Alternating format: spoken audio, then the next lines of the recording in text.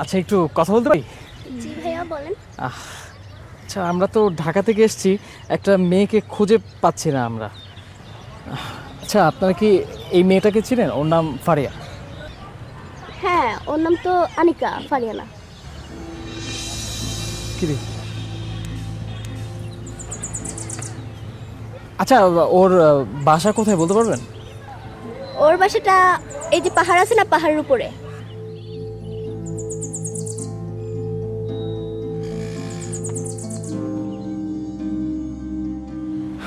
Okay, thank you.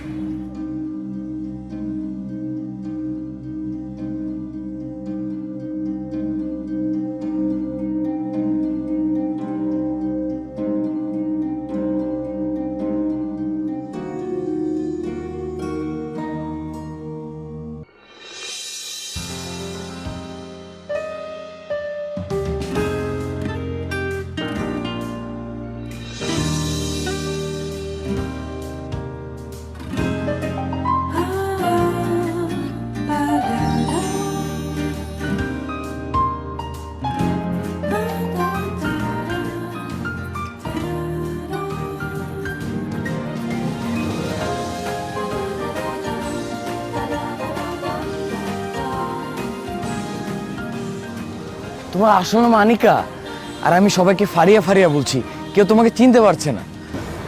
আপনি কে? আমি শাহেদ। আচ্ছা কি বলবেন বলেন। বিয়ে কি হয়ে গেছে? আমি বোধহয় আসতে একটু লেট করে ফেলেছি, কিন্তু আসছি তো।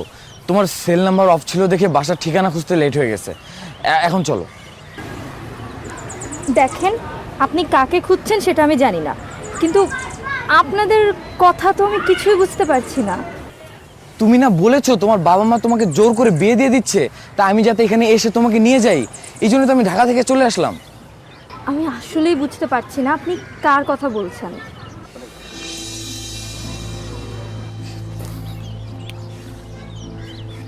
এই দেখো দেখো, এই চ্যাটিংগুলো তাহলে কার?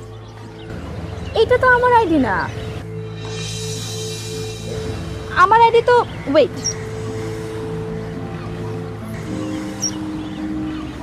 এই যে আমার আইডি।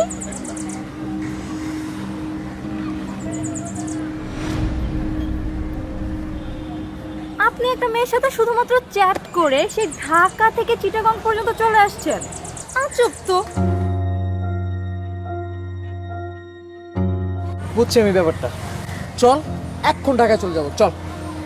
না, না মানে? তাহলে এখন কি তুই ফেকারির মালিককে খুঁজবি?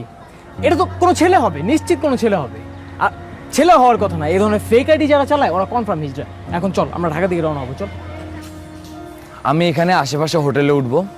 ছবির মানুষটাকে যখন আমি খুঁজে পেয়েছি, চ্যাটিংয়ের মানুষটাকে আমি ঠিকই খুঁজে পাবো। তুই কি করবি সেটা তোর ব্যাপার। আচ্ছা ঠিক আছে, বাট তোরকে একটা হোটেলে তুলে দিই, তারপর আমি চলে যাবো। যা, এগুলি কথা আর জীবনে চিন্তা করবি না, যা নাম। তুই কি বুঝতেছিস?